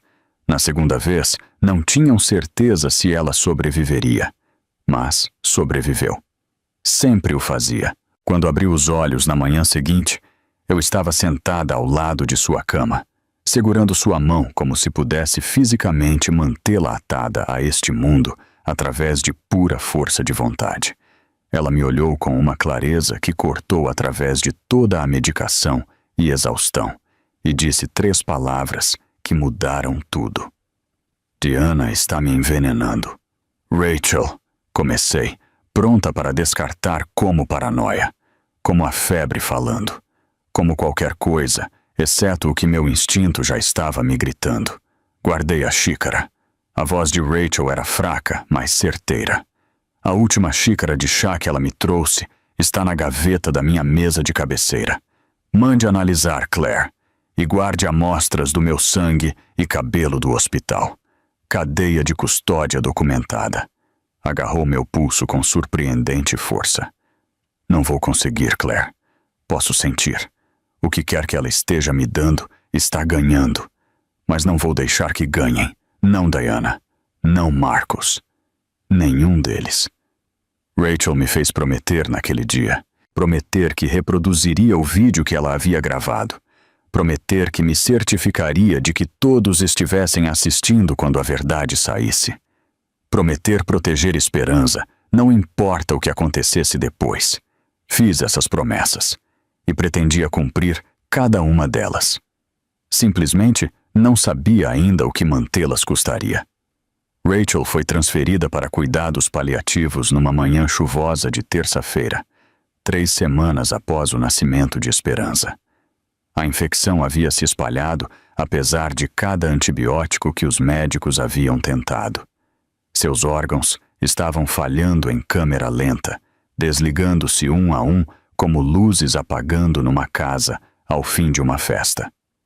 Os médicos estavam desconcertados, frustrados. Uma mulher saudável de 32 anos não deveria se deteriorar tão rápido. Diziam, deve haver algo que está nos escapando. Eu sabia o que estava lhes escapando. Havia enviado a xícara de chá para um laboratório privado para análise, usando dinheiro que Rachel havia insistido que eu pegasse de uma conta secreta que mantinha para emergências. Os resultados levariam tempo que Rachel não tinha, mas eu sabia em minhas entranhas o que mostrariam. Diana Morrison estivera envenenando sua nora. Lentamente, metodicamente, com a paciência de alguém que estivera planejando isso durante meses, talvez anos. A detetive Sarah Brennan me encontrou na lanchonete do hospital no dia anterior à transferência de Rachel para o hospício. Era uma mulher dura, 45 anos com 20 na força policial. O tipo de rosto curtido e olhos aguçados que vinham de ver demais do pior da humanidade e de alguma maneira seguir em frente. Conheci a mãe dela, disse Brennan, acomodando-se na cadeira à minha frente com uma xícara de café que parecia estar na cafeteira há horas. Betty Johnson. Trabalhei num caso no restaurante dela anos atrás, quando era novata na academia e ainda acreditava que podia salvar o mundo. A mulher mais doce que já conheci. A filha dela também, pelo que me lembro. Tomou um gole de seu terrível café e estudou meu rosto. Algo não está certo aqui. Mulheres grávidas, saudáveis, não se deterioram assim. A equipe médica está coçando a cabeça, o que usualmente significa que há algo que não estão procurando porque não querem encontrar. O que você está dizendo? Estou dizendo que estou investigando, tranquilamente, extraoficialmente por enquanto, até que tenha algo sólido. Mas se você sabe algo, qualquer coisa que possa explicar por que uma jovem saudável está morrendo naquela cama de hospital lá em cima, agora seria o momento de me dizer. Contei-lhe sobre a xícara de chá, sobre as visitas de Diana e o chá de ervas, sobre a convicção de Rachel de que sua sogra a estava matando. Brennan ouviu sem interromper, sua expressão tornando-se mais sombria a cada palavra. Consiga-me esse relatório do laboratório, disse quando terminei, e qualquer outra coisa que Rachel documentou. Se isso é o que acho que é, vamos precisar de cada peça de evidência que pudermos conseguir. Os últimos dias de Rachel foram passados num quarto de hospício, com uma janela que dava para um jardim que ela estava fraca demais para visitar. A luz do sol da tarde entrava através do vidro, pintando tudo de dourado. As máquinas ao redor de sua cama apitavam suavemente, marcando um tempo que estava acabando. Sentei-me com ela todos os dias, segurando sua mão, falando de nada e de tudo. Às vezes estava lúcida, tão afiada como sempre, apesar das drogas e dos órgãos falhando. Outras vezes divagava, murmurando sobre borboletas e planos de aula, e uma menina chamada Esperança, a quem nunca veria crescer. No seu último dia lúcido, me fez prometer de novo. Escrevi cartas, me disse, sua voz apenas acima de um sussurro. Para a Esperança, para cada aniversário, até que tenha 18. Primeiro dia de escola, primeiro coração partido, formatura, dia do casamento. As lágrimas rolaram por minhas bochechas. Rachel, comecei, mas ela apertou minha mão com surpreendente força. Deixe-me terminar. Escrevi cartas para tudo, tudo o que vou perder, tudo o que queria dizer a ela. Minhas palavras estarão lá mesmo quando eu não puder. Tomou um fôlego trêmulo e escrevi algo mais. Para Marcos, para Jessica, para Diana, um tipo diferente de carta. O tipo que não poderão ignorar, ou descartar, ou fingir que nunca existiu. Sorriu então, fraca e triste, mas de alguma maneira ainda feroz. Eles pensam que estou morrendo fraca e quebrada. Pensam que ganharam, que se safaram, que a garota do parque de trailers finalmente recebeu o que merecia. Não tem ideia do que vem, Claire. Nenhuma ideia. Passei 6 anos construindo um império de 47 milhões de dólares, enquanto meu marido pensava que eu estava fazendo folhas de exercícios sobre borboletas e o ciclo de vida dos sapos. Eu o superei em cada virada, e ele nem sequer soube que estávamos num jogo. Se isso não é material de esposa, não sei o que é. Riu suavemente e depois tossiu, todo o seu corpo tremendo com o esforço. Prometa-me que reproduzirá o vídeo. Prometa-me que todos estarão assistindo. Especialmente Diana. Especialmente Marcos. Especialmente sua princesa do Instagram. Prometo, disse eu, e falava sério com cada fibra do meu ser. Prometa-me que cuidará de Esperança. Cria para ser forte. Conte-lhe sobre mim, a verdadeira eu. Não a vítima em que tentarão me transformar. Diga-lhe que lutei até o fim. Prometo. Prometa-me que terminará o que comecei. Há uma pasta no escritório de Tom Whitmore. Fase 2. Está etiquetada. Se Marcos alguma vez ameaçar Esperança, se alguma vez tentar tomar o que é dela, abra essa pasta e queime-o até as cinzas. Prometo, Rachel. Te prometo tudo. Morreu às 3h47 da manhã de uma fria terça-feira de outubro. Eu era a única ali, segurando sua mão, enquanto os monitores se aplanavam e o quarto ficava em silêncio. As enfermeiras iam e vinham. O capelão do hospício disse palavras que não ouvi. Lá fora, a chuva que havia estado caindo o dia todo finalmente parou, e o primeiro indício do amanhecer começou a clarear o céu. Suas últimas palavras foram um sussurro tão suave que quase as perdi. Faça com que olhem, Claire, cada um deles. Pretendo fazer isso, disse a ela, embora já tivesse partido. Pretendo fazer isso. O advogado Thomas Whitmore estava no pódio da igreja de San Andrés com um envelope em suas mãos calejadas, e 200 pessoas prenderam a respiração esperando ver o que Rachel Morrison havia deixado para trás. Marcos estava sentado na primeira fila com Jessica ao seu lado, parecendo mais aborrecido do que preocupado. Havia esperado que isso fosse uma formalidade, uma leitura rápida de um testamento simples que deixaria tudo para ele como o cônjuge sobrevivente. Não tinha ideia do que vinha. Eu, Rachel Ann Morrison, em pleno uso de minhas faculdades mentais, pela presente declaro que este é meu último testamento. A voz de Whitmore era firme, chegando a cada canto da igreja. Leu o preâmbulo lentamente, deliberadamente, prolongando a tensão de uma maneira que fazia até eu querer gritar para ele continuar. Então chegou a primeira revelação que mudou tudo. A minha filha, Esperança Elizabeth Morrison, Deixo a totalidade de minhas ações na Eduspark Digital, uma empresa que fundei e construí do nada durante o curso de 6 anos. Estas ações estão num fundo irrevogável para serem administradas por minha amiga e única curadora Claire Bennett, até que Esperança complete 25 anos. Fez uma pausa, deixando que isso fosse assimilado.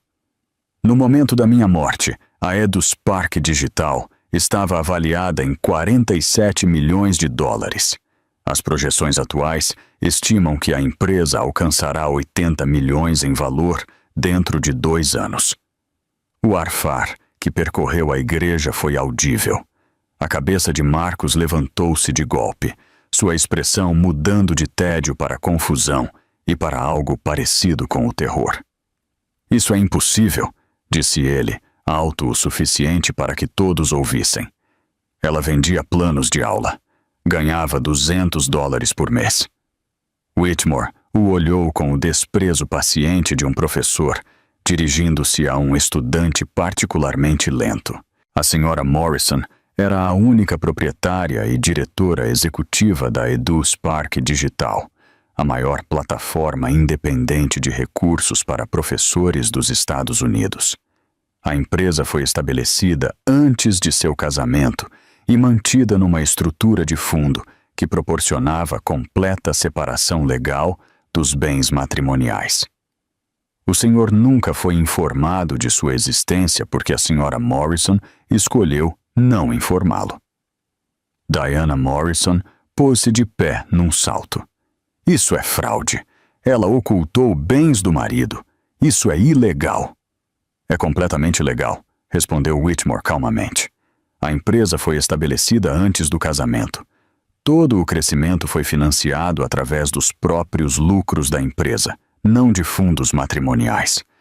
Tenho documentação que remonta a 6 anos que prova que a senhora Morrison construiu esta empresa independentemente, sem nenhuma contribuição do Sr. Morrison.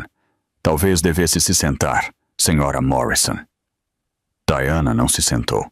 Ficou ali, tremendo de raiva, até que Marcos a puxou de volta para seu assento. Marcos tentou se recuperar. Pude vê-lo se recompondo, endireitando a gravata, forçando sua expressão para algo mais calmo. Tudo bem, disse ele. O que for. Como pai de Esperança, administrarei o fundo até que ela atinja a maioridade. O dinheiro fica na família. Whitmore não piscou. Não terminei, Sr. Morrison, e acredito que o que vem a seguir abordará sua suposição sobre os direitos parentais. Pressionou um botão num controle remoto e uma tela desceu atrás do caixão. O rosto de Rachel apareceu, filmado em sua cama de hospício apenas dias antes de sua morte. Parecia terrível, magra e pálida, olheiras escuras sob os olhos, seu corpo visivelmente falhando.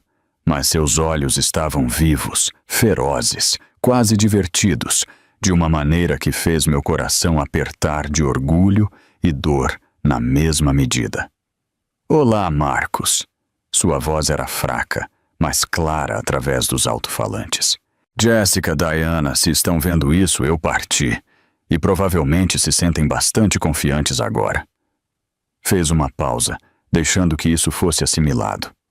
Surpresos com o dinheiro, claro, mas pensam que vão resolver. Pensam que conseguirão a Esperança. Controlarão o fundo. Encontrarão alguma brecha legal que seus advogados caros deixaram passar. Pensam que ganharam. Porque sempre pensam que ganharam. Porque pessoas como vocês não podem imaginar um mundo onde alguém como eu os supere. Outra pausa. Um sorriso que fez minha pele se arrepiar. Não tem ideia do que vem. Então sentem-se, calem-se e prestem atenção. A aula começou. O vídeo continuou. E a cada momento que passava, os alicerces de Marcos, Jessica e Diana Morrison desmoronavam um pouco mais. Jessica, disse Rachel, quero te agradecer. Sei que soa estranho, mas me escute.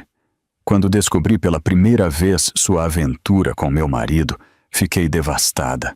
Chorei durante 3 dias seguidos.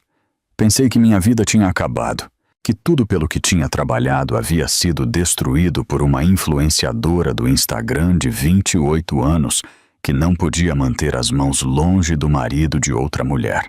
Fez uma pausa. E seu sorriso tornou-se afiado. Depois fiquei com raiva. E depois fiquei inteligente. E quando comecei a investigar os segredos de Marcus, realmente investigando, encontrei algo interessante sobre minha própria vida. Algo que nunca tinha me incomodado em investigar antes. Documentos apareceram na tela atrás dela. Resultados de testes de DNA com formato clínico e papel timbrado oficial. Marcus, Esperança não é sua filha. A igreja explodiu. As pessoas gritaram, arfaram, puseram-se de pé num salto. O rosto de Marcus ficou branco como papel, sua boca abrindo e fechando sem que saísse nenhum som. Eu também tive uma aventura, continuou Rachel, sua voz calma contra o caos. Uma vez, há 3 anos, logo depois que descobri sua primeira rodada de dívidas de jogo, aquelas que você jurou que foram um erro único, conheci alguém numa conferência de educação que me tratou com respeito, que me olhou como se eu fosse uma pessoa, não um troféu ou um caso de caridade, que realmente ouvia quando eu falava em vez de esperar sua vez de falar. Deu de ombros na tela. Não me orgulho disso. Fui criada para acreditar que os votos matrimoniais eram sagrados, mas também não sinto muito. O teste de DNA está anexo ao meu testamento, testemunhado e reconhecido em cartório. Você não tem nenhuma conexão biológica com Esperança, nenhum direito parental, nenhum direito legal de custódia. O homem que a gerou será contatado através do meu advogado, e a escolha de se envolver na vida dela será dele e da minha filha unicamente. Marcus parecia que ia vomitar. Ao seu lado, Jessica ficara muito quieta, a cor drenando de seu rosto cuidadosamente contornado. Agora, Diana, minha querida sogra. Diana estremeceu como se alguém a tivesse esbofeteado. Sua compostura se quebrou, mostrando algo feio por baixo. Detetive Brennan, disse Rachel, sei que a senhora está aqui. Pedi a Tom que a convidasse pessoalmente. Vi Brennan se mover entre a multidão, seu distintivo já visível, sua expressão com o vazio profissional de alguém que estivera esperando este momento. Acredito que Diana Morrison tem me envenenado, continuou Rachel, o chá de ervas que ela trouxe para meu quarto de hospital todos os dias. Guardei a última xícara. Atualmente está sendo retida como evidência pelo advogado Whitmore, com cadeia de custódia documentada. Diana tentou se levantar. Tentou mover-se para o corredor. Brennan chegou lá primeiro, bloqueando seu caminho com eficiência casual. Também guardei amostras do meu sangue e cabelo do hospital, disse Rachel. Também documentadas. Também em evidência. Os testes devem estar chegando a qualquer momento agora. Suspeito que mostrarão níveis elevados de talho, um metal pesado que imita doenças naturais e é quase impossível de detectar sem testes específicos. A voz de Diana elevou-se a um guincho. Isso é loucura! Ela estava paranoica. A gravidez afetou sua mente. Nunca envenenei ninguém. Rachel na tela, como se tivesse antecipado exatamente esta resposta. Diana provavelmente dirá que eu estava mentalmente instável, paranoica, delirante. Mas fui uma estudante nota 10, uma acadêmica nacional de mérito. Construí uma empresa de 47 milhões de dólares, enquanto todos ao meu redor pensavam que eu estava fazendo folhas de exercício sobre borboletas. Isso soa como alguém que perdeu o contato com a realidade. A terceira revelação golpeou como um martelo. Marcus, vamos falar do seu trabalho. Especificamente, os 2 milhões de dólares em dívidas de jogo que você deve a algumas pessoas muito desagradáveis em Atlantic City e o desfalque que tem cometido na Morrison em associados para cobrir essas dívidas. Documentos apareceram na tela, registros bancários, transferências eletrônicas, comprovantes de apostas, um rastro de papel que serpenteava através de empresas de fachada e contas offshore. Tudo meticulosamente documentado e anotado. Enviei cópias de tudo para a CECI, o FBI, a Receita Federal e o Conselho de Ética da sua firma. Até segunda-feira de manhã, você não terá licença de advogado. Até sexta-feira, provavelmente estará algemado. E aqueles cavalheiros em Atlantic City, que têm esperado tão pacientemente seu dinheiro, estarão muito interessados em saber que seu devedor já não tem os recursos para pagá-los. Marcos estava tremendo agora, visivelmente tremendo, suor brotando em sua testa. Seu terno de $3.000, de repente parecendo uma fantasia na qual já não cabia.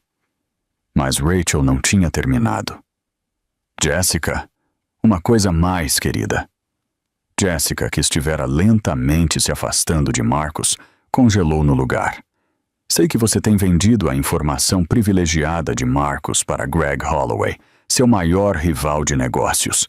Tenho os e-mails, os pagamentos do Venmo, as mensagens de texto onde você chamou Marcos de, e cito, um idiota útil que é arrogante demais para notar que está sendo usado. A tela mostrou uma sequência de mensagens de texto. O rosto de Jessica colapsou.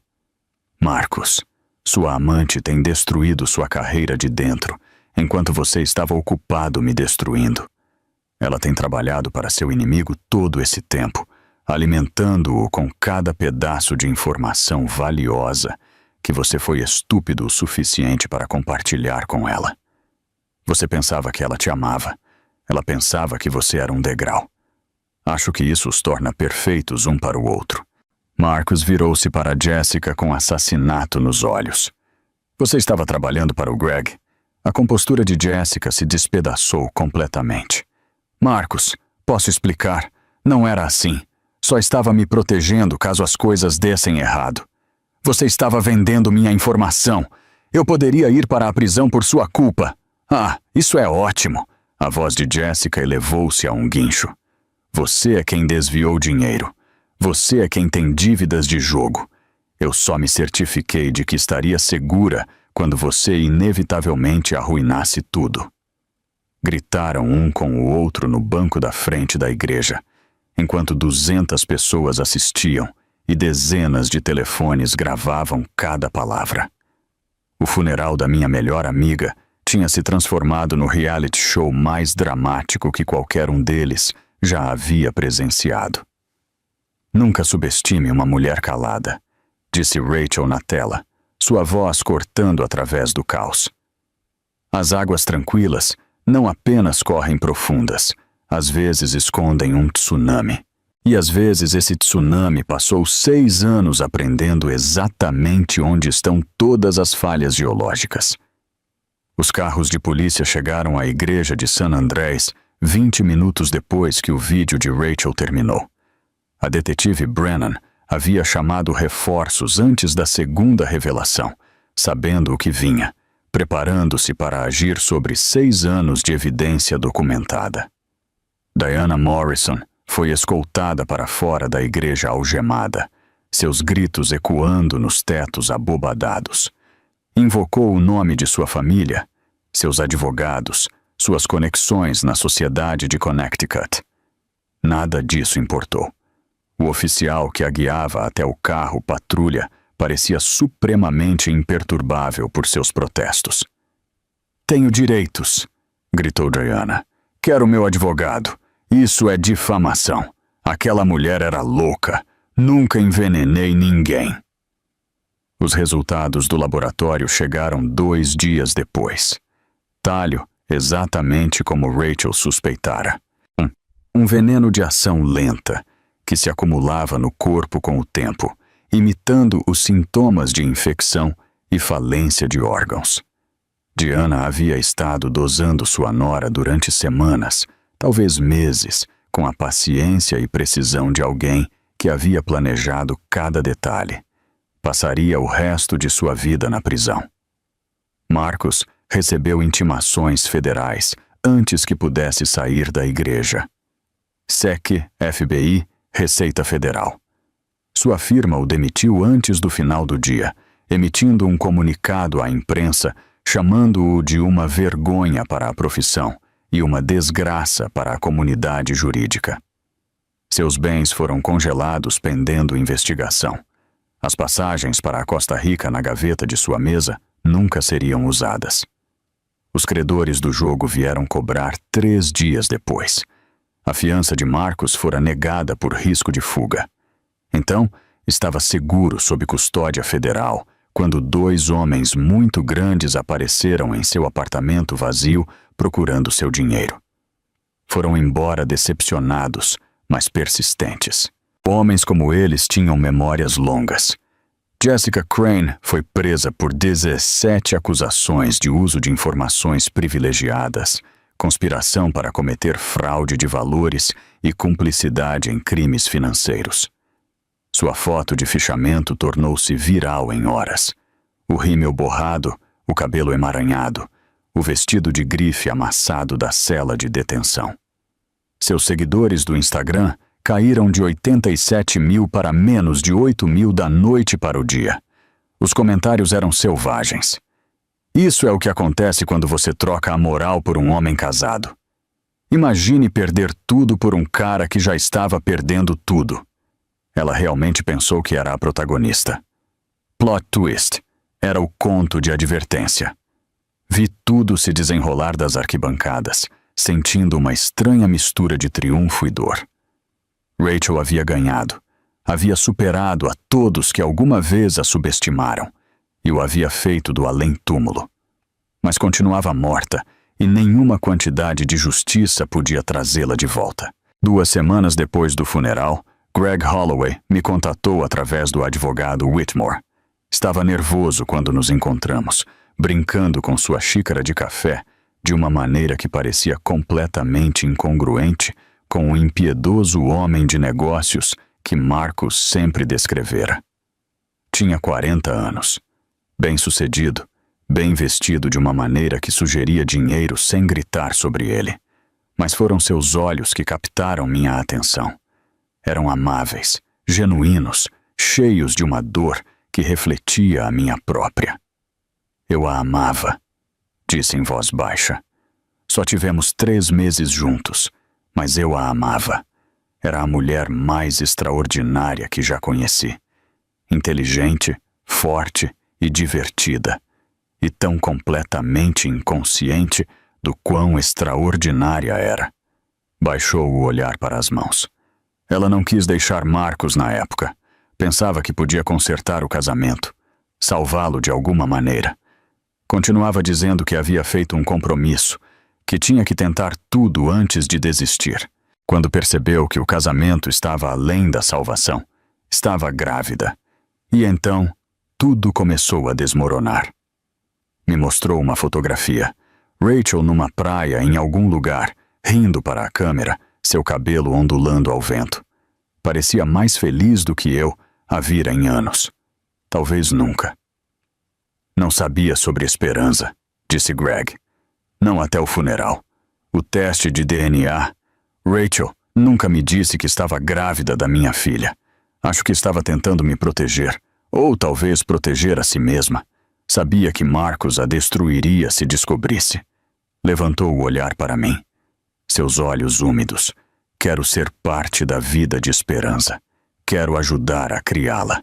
Dar-lhe tudo o que Rachel teria querido que ela tivesse. Não pelo dinheiro, ou a herança, ou nada disso. Porque é minha filha. E porque amá-la é a única maneira que me resta de amar a mãe dela. Estudei-o do outro lado da mesa. Este homem que Rachel havia escolhido. Embora apenas brevemente, embora em segredo. Vi o que ela devia ter visto. Bondade, autenticidade. Alguém real num mundo cheio de Marcuses. Esperança precisa de um pai, disse finalmente. Precisa de alguém que a ame por quem ela é, não pelo que representa. Você pode ser essa pessoa? Sim, disse sem hesitar. Posso. Serei. Te prometo, Claire. Prometo a Rachel. Elaboramos um arranjo durante as semanas seguintes. Custódia compartilhada. Comigo como tutora legal de Esperança. E Greg como seu pai biológico reconhecido. Ele estabeleceu fundos fiduciários e fundos universitários e tudo o que uma menina poderia precisar. Mas mais do que isso, ele apareceu. A cada dia, sem falta. Aprendendo a trocar fraldas e preparar mamadeiras e cantar canções de ninar que faziam Esperança dormir. Estava lá porque queria estar, não porque tivesse que estar. Foi então que finalmente me permiti acreditar que as coisas realmente poderiam ficar bem. Um ano passou. As estações mudaram, as folhas caíram e cresceram de novo. E a vida continuou sua marcha implacável para frente, mesmo quando a dor fazia com que cada passo parecesse impossível. Passei no exame da Ordem dos Advogados na minha primeira tentativa. Era advogada licenciada agora, inspirada por Rachel, impulsionada por um propósito que nunca antes havia sentido. O fundo me pagava um salário como tutora de Esperança, suficiente para que finalmente pudesse parar de me preocupar com o aluguel e começar a focar em construir o futuro que Rachel teria querido para todos nós. Esperança estava prosperando. Uma menina de 1 ano feliz e saudável, com os olhos de Rachel e o sorriso fácil de Greg. Ria de tudo, alcançava tudo. Vivia cada momento com o tipo de alegria sem complicações que me lembrava porque Rachel havia lutado tanto para protegê-la. Minha filha Lily, agora com 9 anos, se havia autonomeado irmã mais velha oficial de Esperança.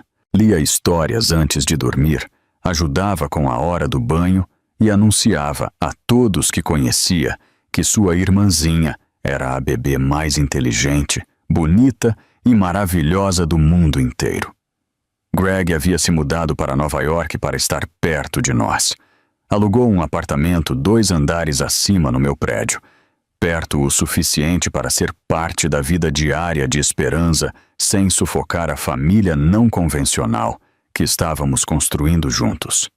Não éramos românticos, Greg e eu. Éramos algo mais estranho e talvez mais duradouro. Parceiros no projeto mais importante que qualquer um de nós já havia empreendido. A Edus Park continuava crescendo, $80 milhões em valor agora, com projeções caminhando para 100 milhões dentro do ano. Rachel havia escolhido pessoalmente o novo CEO, deixado instruções detalhadas para o futuro da empresa e criado uma doação que financiaria bolsas para filhos de mães solteiras por gerações. O Fundo de Bolsas.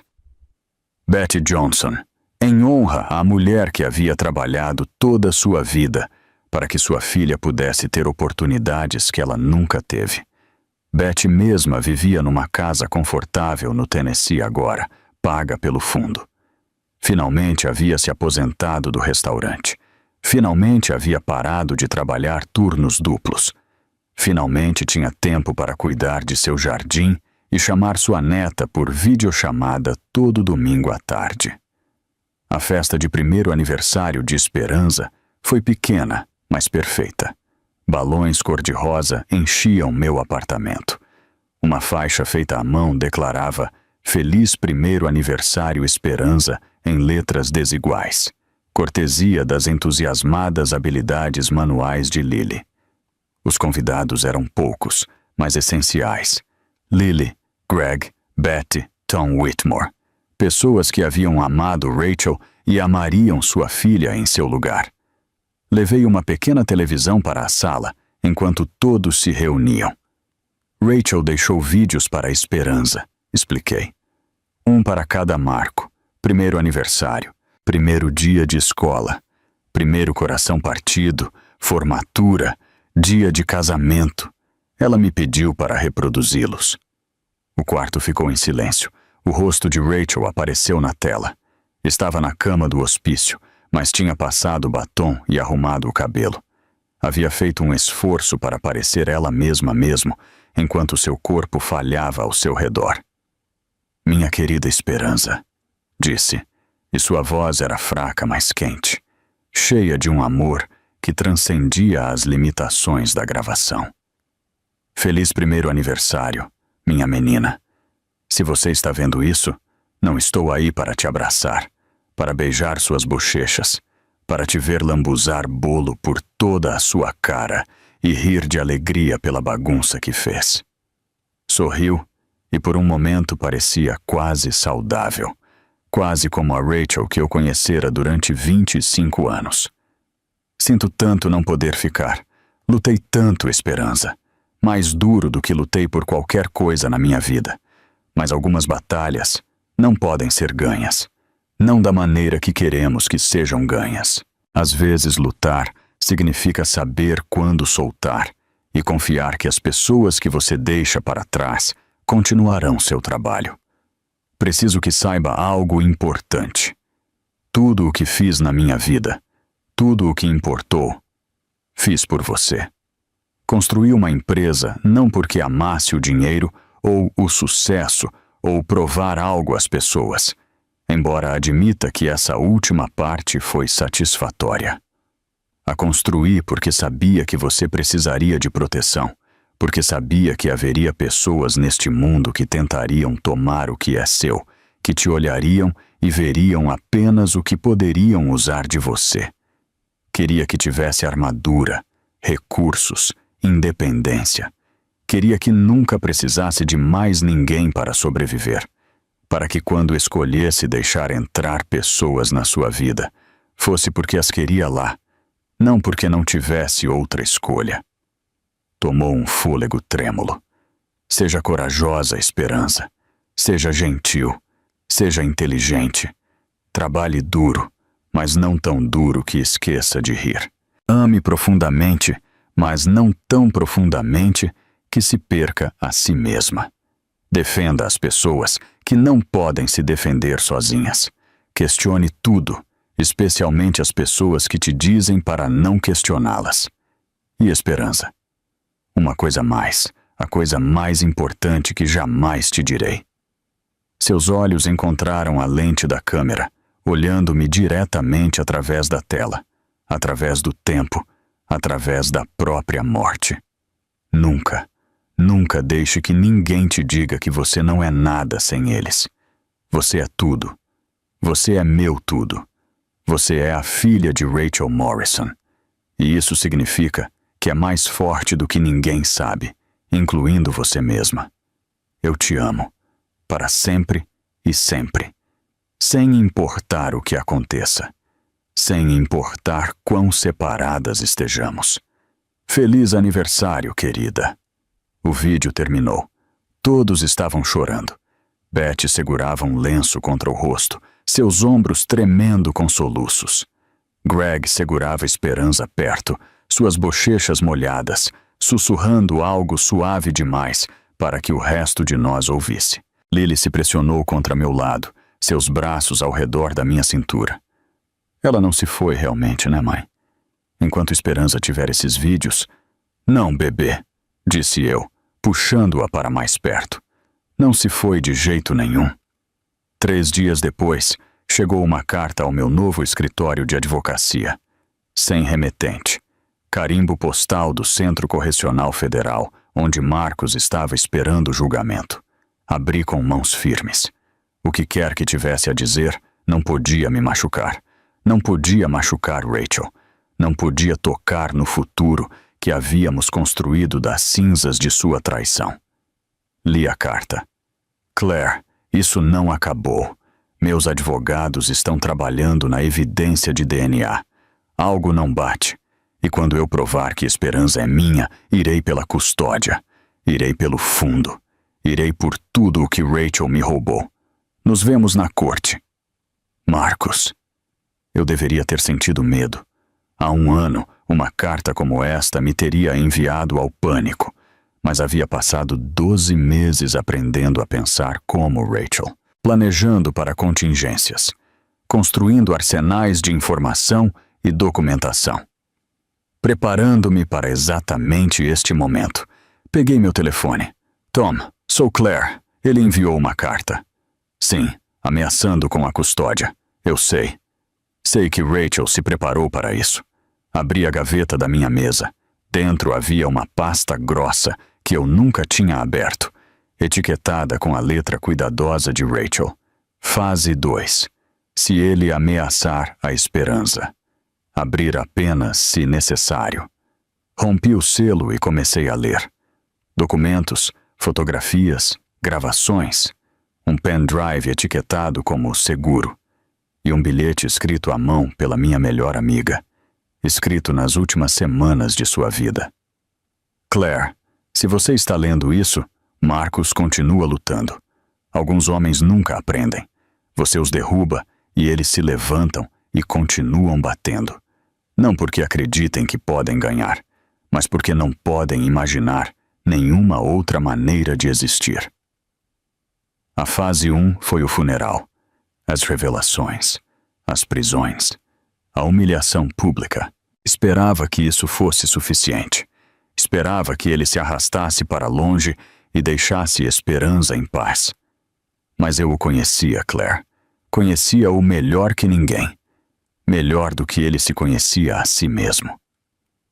Então preparei a fase 2.